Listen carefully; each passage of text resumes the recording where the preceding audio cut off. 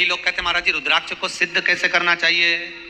तो शिव महापुराण में एक ही उपाय लिखा है, 108 बेलपत्र पर शंकर का नाम लिखकर समर्पित कर दो, या लाल चंदन चढ़ाकर समर्पित कर दो रुद्राक्ष के ऊपर, या उस रुद्राक्ष को आप अभिषेक में समर्पित कर दो, या उस रुद्राक्ष को सरसों के तेल में रखकर उसको फिर समर्पित शिव जी को कर। रुद्राक्ष को निकाला, शंकर जी के ऊपर रखा, शिव जी के चरणों में रखा, अभिषेक किया, उसको धारण किया। सिद्ध कैसे करना है? तो शिव महापुराण की कथा में एक संवाद बड़ा सुंदर लिखा कि रुद्राक्ष अपने आप में सिद्ध है।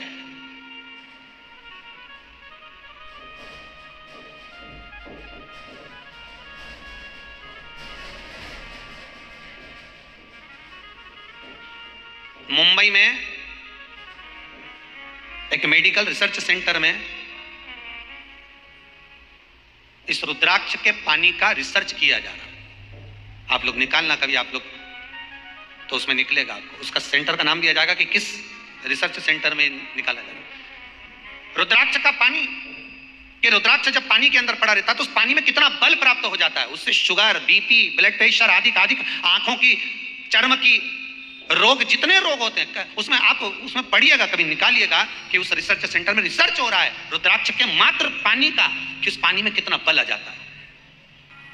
जिस दिन घर में अच्छा ना लग रहा हो ना, आपको ऐसा लगे कि घर में मुझे अच्छा नहीं लग रहा, मन में शांति नहीं है, हृदय में बेचैनी है, ऐसा लग रहा है कि घर में कुछ ठीक नहीं हो रहा, आपके घर में जो रुद्राक्ष रखा, जो रखा हो, आप अगर रुद्राक्ष उत्सव का रुद्राक्ष लेकर गई हो तो बात दूसरी है, नहीं तो जो रुद्राक्ष आपके पास में रखा वही रुद्राक्ष को कटोरी में रखकर थोड़ा सा स्नान कराओ, 12 ज्योतिर्लिंग का नाम लेकर, 12 ज्योतिर्लिंग का स्मरण कर, रुद्राक्ष का जल थोड़ा सा मटके में, हंडे में डाल दो, थोड़ा जल दरवाजे के आसपास पूरे भवन में उसको छीप दो। हम तो कहेंगे महीने में एक बार करते रहा, घर में अच्छी एनर्जी, अच्छी ऊर्जा प्राप्त हो तो हो गई। इंद्रमाला सत्ता प्रदान करता है। शिव महापुराण की कथा कहती है अगर आपको एक मुखी रुद्राक्ष नहीं मिल रहा है, 2 मुखी रुद्राक्ष नहीं मिल रहा है, 3 मुखी रुद्राक्ष नहीं मिल रहा है, 4 मुखी रुद्राक्ष नहीं मिल रहा है, तो शिव महापुराण अगर गीता प्रेस गोरखपुर की आपके घर में हो, शिव महापुराण की कथा अगर आपके घर में शिव पुराण गीता प्रेस गोरखपुर की हो, तो विदेश्वर संहिता में सारा की सारा वृतांत रुद्राक्षों का वर्णन किया गया है कि 1 मुखी से लेकर इतने मुखी तक रुद्राक्ष, 14 मुखी तक तो शिव पुराण के अंदर है, उसके बाद में जो मिलेंगे आपको स्कंद पुराण में मिलेंगे। तो 21 मुखी तक रुद्राक्ष का जो मंत्र है, उस मंत्र को भी आप प्रतिदिन, कितने मंत्र होंगे कुल मिला के, जम के बोलो, केवल 21, उन मंत्रों का भी अगर आप स्मरण कर रहे हो तो कहीं धन, व्यापार, सत्ता अगर चली भी गई है तो वो वापिस आ सकती है, मात्र मंत्र के स्मरण से, मात्र मंत्र के स्मरण से। जप में, तप में, साधना में, भजन में वो बल होता है कि भगवान सम्मुख खड़ा होता है, सम्मुख खड़ा। मेरे भोले तेरा सहारा है, मेरी नैया का तू किनारा है। तप बल में वो आनंद, भजन में, मंत्र में, साधना में वो फल होता है कि भगवान सम्मुख खड़ा होता है। इंद्रमाला 1 मुखी से लेकर 21 मुखी रुद्राक्ष की बनती है, उसमें 1.25 गांठ लगती है, मतलब हर रुद्राक्ष के बाद में 1.25 गांठ लग जाना चाहिए। 1.25 गांठ का मतलब जानते हो ना सब लोग, समझ में आती है 1.25 गांठ? कल भी वर्णन आया था 1.25 गांठ का। क्या मतलब होता है? धागे में गांठ लगाई, अब कोई वस्तु जैसे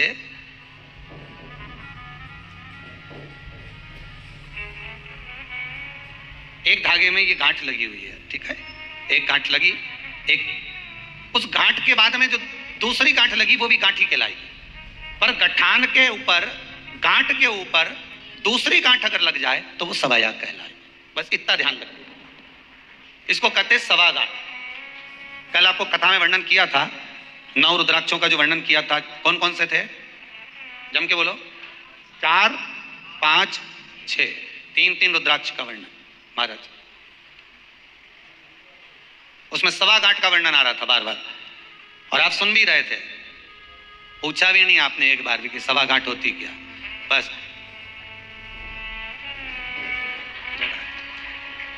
अब रुद्राक्ष तो बता दिया, पर अब एक दूसरे से करे कि ये सवा गांठ होती क्या है, मैंने कहीं सुनी भी नहीं, पढ़ी भी नहीं। अब महाराज तो बता दिया, अब अपन करें तो करें कैसे।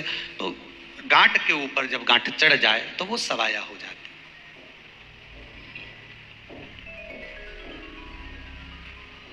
हम तो कहेंगे हो सकता है पुराण में इसलिए भी लिख दिया होगा सवा गांठ का, क्योंकि रुद्राक्ष का जो छिद्र होता है ना वो थोड़ा सा बड़ा हो जाता है। हो सकता है एक गांठ आपने लगाई और रुद्राक्ष का मन का उधर चले गया, तो इसलिए उस पर सवा गांठ, गांठ पे गांठ चढ़ जाए, सवा गांठ। इंद्रमाला में भी एक रुद्राक्ष के बाद में सवा गांठ, दूसरे रुद्राक्ष के बाद में सवा गांठ, ऐसे 21 रुद्राक्ष के बाद में भी सवा गांठ का वर्णन। ये इंद्रमाला कहला। शिव महापुराण की कथा कहती है इंद्रमाला। इंद्र ने पूछ लिया देवऋषि नारद से, नारद जी अब आपको एक संवाद सुनाएंगे क्या। नारद जी ने पूछा क्या संवाद, क्या पूछना चाहते हो बोलो। देवऋषि नारद बोले मेरे को इतना सा पूछना है कि रुद्राक्ष की उत्पत्ति कैसे हुई, ये रुद्राक्ष हुआ कैसे, ये रुद्राक्ष की उत्पत्ति कैसे हुई है। तब देवर्षि नारद ने इंद्रदेव को रुद्राक्ष के प्रकट होने की कथा कहना प्रारंभ किया।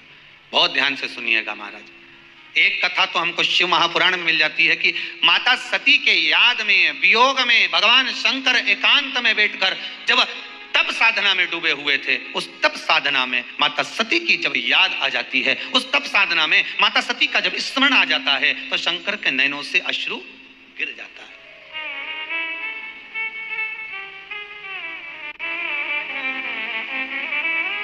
और अश्रु गिरा, वही अश्रु का जो पौधा उत्पन्न हुआ है, वृक्ष उत्पन्न हुआ है, वही रुद्राक्ष का वृक्ष। एक कथा तो अपन ने शिव पुराण की सुन ली, अब आ जाओ स्कंद पुराण में।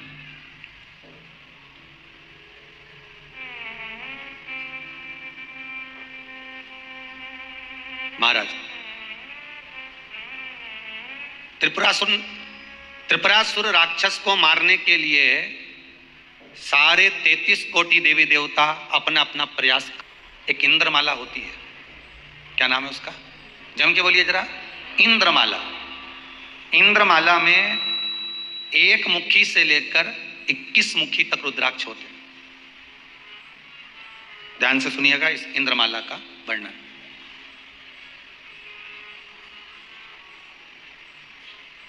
कितने रुद्राक्ष होते हैं इसमें, एक मुखी से लेकर 21 मुखी तक होते।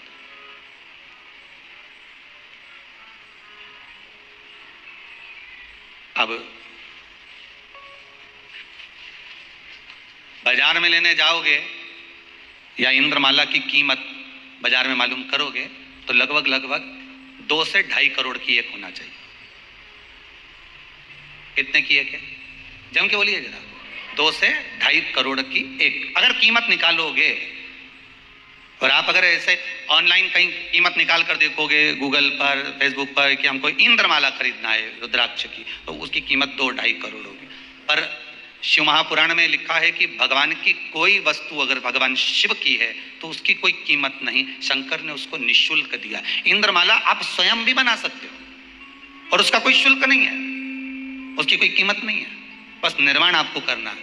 कैसे करना है उसका, एक मुखी रुद्राक्ष लिया, भगवान के प्रथम एक मुखी रुद्राक्ष का मंत्र बोला, ओम ह्रीं नमः। बोलो एक बार, ओम ह्रीं नमः। ये शिवजी के एक मुखी रुद्राक्ष का मंत्र है। रुद्राक्ष शिव पुराण जिस दिन चालू करी थी, प्रारंभ करी थी, उस दिन कहा था अगर रुद्राक्ष नहीं भी मिले तो मंत्र का जाप भी कर लोगे तो रुद्राक्ष का ही फल प्राप्त होता है। एक मुखी रुद्राक्ष को लोग, दुनिया के लोग ढूंढते फिरते हैं, क्यों एक मुखी रुद्राक्ष मिलेगा क्या आपके पास में? हाँ सब मिलेगा। कितने का है? ये लो साहब, 1000 रुपए का दे दो, 500 रुपए का दे दो, 10,000 का, 5,000 का दे दो। पर एक मुखी रुद्राक्ष तो शिव महापुराण की कथा कहती है कि एक वृक्ष में वर्ष में केवल एक बार एक मुखी रुद्राक्ष आता है। एक वृक्ष में एक दिन एक बार वो एक मुखी रुद्राक्ष मिलता है। अब पूरे वृक्ष में इतने सारे रुद्राक्ष लगे हुए हैं, अब उसमें से एक मुखी रुद्राक्ष ढूंढना, और एक वर्ष में एक ही दिन मिलता है और एक ही बार आता है। अब 100 वृक्ष लगाए तो कितने रुद्राक्ष हुए साल भर में? जम के बोलिए 100। और भूमि की आबादी कितनी, अब उसका अंदाजा लगाओ, करोड़ों में। अब 100 रुद्राक्ष, 500 रुद्राक्ष, 1000 रुद्राक्ष, 10,000, 5,000, 3,000, 4,000, जितने रुद्राक्ष आपको प्राप्त हुए हैं, जितने रुद्राक्ष आपको मिले हैं, तो फिर वो जनमानस तक पहुंचेंगे कितने? और फिर वो 1,000 रुपया में, वो 500 रुपये में, वो 700 रुपये में, वो 5,000 में मिल जाएगा क्या आपको? ईमान। अब यहाँ तो लॉकडाउन लगा तो आटे की कीमत बढ़ गई। बोला सही है कि गलत है? नमक मिर्ची की कीमत बढ़ गई। क्यों साहब? वो वहां से आता है माल, और अभी बस गाड़ियां सब बंद पड़ी हुई है। अब बस गाड़ियां बंद पड़ी हुई तो माल यहाँ तक पहुंच नहीं पा रहा, माल यहाँ तक आ नहीं पा रहा, इसलिए भाड़ा वाड़ा सब देखा जाए तो, और आ रहा है तो महंगा आ रहा है, तो हम आपको महंगा दे रहे हैं। तो वो इतना कीमती होता है कि मिलना भी कठिन होता है। एक मुखी से लेकर 21 मुखी तक रुद्राक्ष के मनकों की माला जो तैयार होती है वो इंद्रमाला कहलाती है। कौन सी माला है? इंद्रमाला। अरे एक कथा बहुत सुंदर है। एक स्त्री एक संत के पास पहुंची, प्रणाम करा, गुरुदेव मैं बड़ी दुखी हूं। क्या दुख है तुमको? मेरा पति बिल्कुल मेरी नहीं सुनता, कोई उपाय बता दीजिए।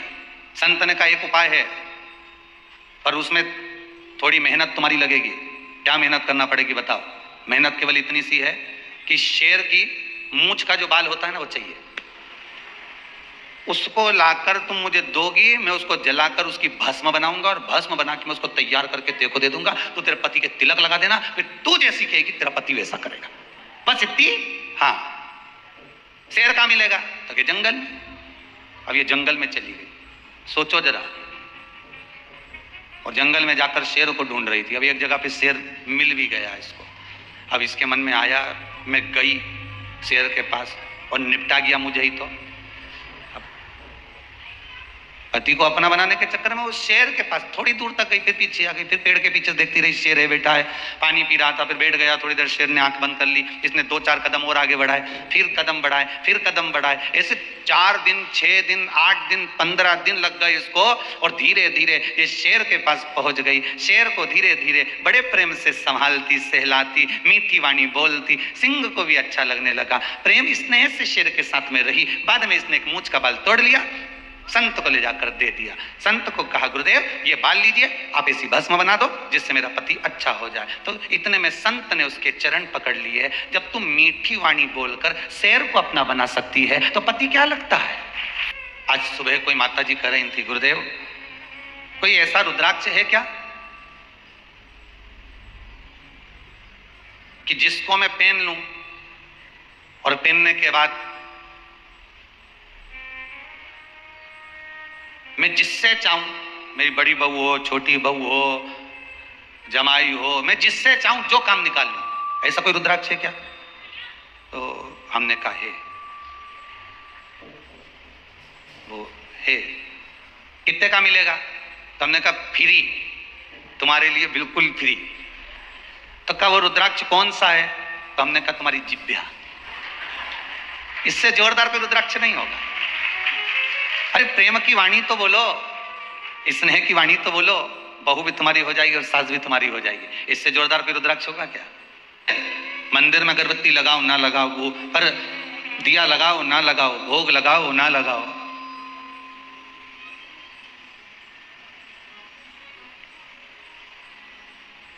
माला चढ़ाओ ना चढ़ाओ, पर शिव पुराण कहती है कि कोई अगर भूखा है और किसी को अगर किसी चीज की जरूरत है तो शिव कथा कह रही है कि सबसे पहला काम वही होना चाहिए, उस परमात्मा को वो प्रदान। ये समझ कर दे दो कि हम भगवान को दे रहे हैं, हम शंभू को दे रहे हैं, हम त्रिकालदर्शी को दे रहे हैं। एक कोई बहन ने एक पत्र लिखा है, वो यहाँ नहीं आया, वहीं कक्ष में रह गया। तो उसमें लिखा था उन्होंने कि गुरुदेव मेरी सास मेरे पति पे आए दिन कहीं डोरा डोरी करवाती रहती है, टोना टन्ना कराती रहती है, कुछ ना कुछ बेल भभूति लाती रहती है। मैं तो दुखी हो गई, हम दोनों को तोड़ दिया, हम दोनों में विवाद करवा दिया।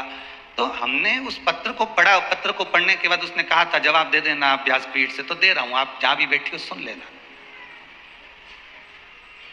कि 2-4 डोरे इसमें के कहीं मिलते हो तो हमको भी ला देना।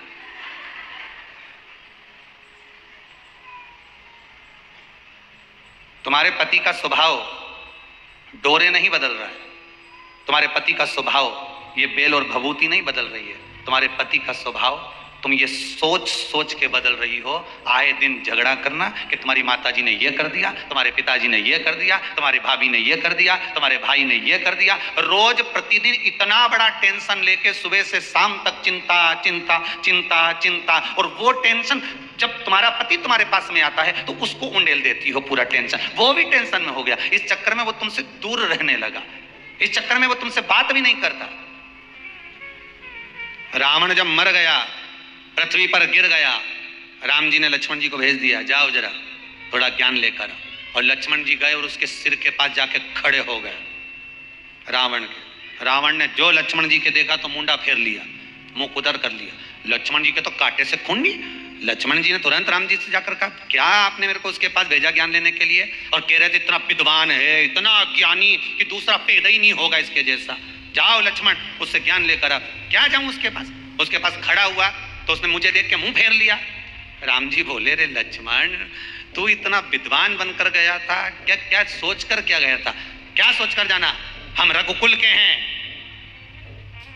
हम अवध के निवासी हैं, अयोध्या के वासी हैं। वो तो आपके कहने पर मैं चले भी गया। बस राम जी बोले, यही तो दिक्कत हो गई कि अकड़ लेकर गया था इसलिए, और वो भी अकड़ेले के पास गया था, वो कम अकड़ेला।